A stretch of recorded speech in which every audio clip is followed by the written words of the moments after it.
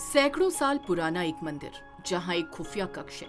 उस कक्ष में सोने चांदी का भंडार है, पर जैसे ही इसके विशाल दरवाजे को खोलने की तैयारी होती है, वैसे ही पता चलता है दरवाजे की चाबी गुम है।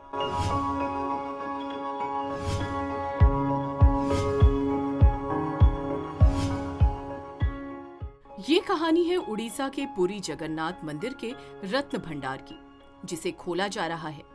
अब खजाने की गिनती की जाएगी, लेकिन इस भंडार को खोलने की क्या जरूरत है? जगन्नाथपुरी के रत्न भंडार का इतिहास क्या है? कब कब रत्न भंडार को लूटने की कोशिश हुई और रत्न भंडार के अंदर है क्या? सबकी बात करेंगे, लेकिन उससे पहले सॉलिड संचार को सब्सक्राइब जरूर करें। जगन्नाथ मंदिर का रत्न भंडार मंदिर के उत्तरी तरफ बना है। इस भंडार में भगवान जगन्नाथ, उनके भाई बलभद्र और बहन सुभद्रा के वस्त्र और आभूषण रखे हुए हैं। साथ ही सालों से मंदिर में चढ़ाए जाने वाले रत्न और जवाहरात, सोना चांदी आदि भी इसी भंडार में रखे जाते हैं। रत्न भंडार में 2 चैम्बर हैं, एक बाहरी चैम्बर और दूसरा भीतरी चैम्बर। वैसे तो दोनों में आभूषण और रत्न हैं, लेकिन खोले जाने के नियम में अंतर है। कैटेगरी 1 में वो रत्न आभूषण आते हैं जो भीतरी भंडार में रखे गए हैं। कैटेगरी 2 में वो रत्न जो खास मौके पर इस्तेमाल होते हैं। कैटेगरी 3 में वो रत्न आभूषण हैं जो रोज भगवान को पहनाए जाते हैं।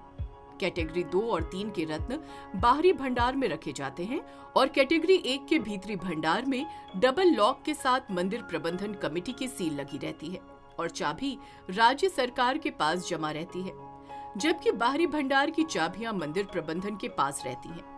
अब बाहरी भंडार को समय समय पर खोला जाता है, लेकिन भीतरी भंडार को साल 1985 से 2024 तक नहीं खोला गया। इसी कारण भीतरी भंडार को लेकर लोगों को बहुत जिज्ञासा है कि आखिर भीतरी भंडार में है क्या।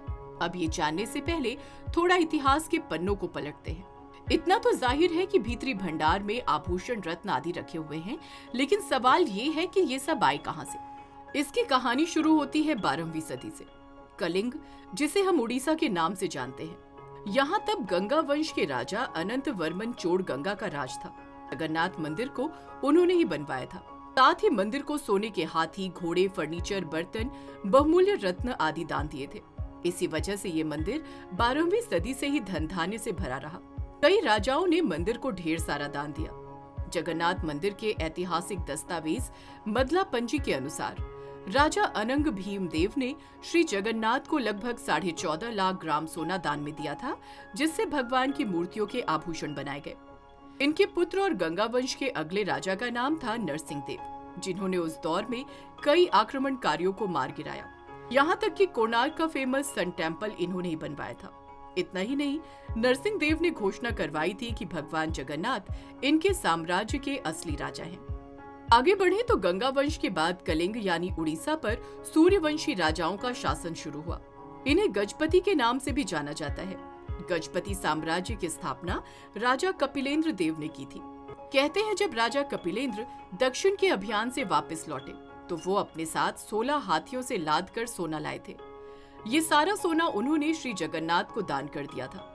14वीं और 18वीं सदी के बीच इस रत्न भंडार में इतना सोना जमा हो गया था कि इसे 18 बार लूटने की कोशिश हुई। रत्न भंडार को लूटने की कोशिशों में सबसे पहले और मुख्य नाम है काला पहाड़ का। साल 1568 जब कर्रानी वंश के राजा सुल्तान सुलेमान ने उड़ीसा पर हमला कर दिया। इस हमले की जिम्मेदारी उनके बेटे बायजीद और उनके साथ भेजा एक मिलिट्री जनरल, जिसे आगे चलकर काला पहाड़ के नाम से जाना गया। काला पहाड़ ने श्री जगन्नाथ के रत्न भंडार में भी लूटपाट मचाई थी। औरंगजेब ने भी जगन्नाथ मंदिर को तोड़ने का आदेश दिया था। ये फरमान पूरा तो नहीं हुआ, लेकिन औरंगजेब की मृत्यु तक मंदिर को बंद रखना पड़ा था। इसके अलावा भी मंदिर पर आक्रमण की कई कोशिशें हुई।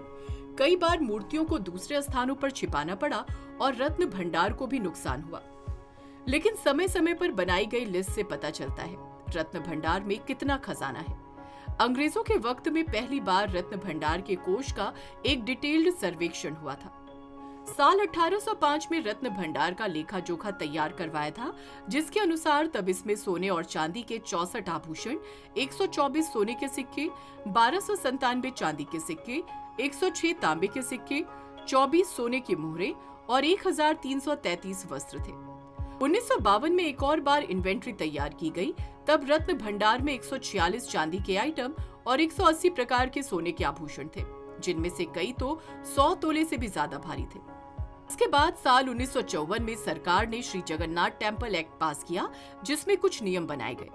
ये वही नियम है जो हमने आपको पहले बताए थे। इन नियमों के तहत ही समय समय पर भंडार को खोले जाने और आभूषणों के रखरखाव की व्यवस्था बनाई गई थी, लेकिन ये काम सही से नहीं हुआ। इसलिए साल 1978 में उड़ीसा सरकार ने गवर्नर बीडी शर्मा की अध्यक्षता में एक कमेटी बनाई, जो मंदिर के उचित प्रबंधन के सुझाव दे सके। इसी कमेटी ने आखिरी बार रत्न भंडार के रत्नों की इन्वेंट्री बनाई थी।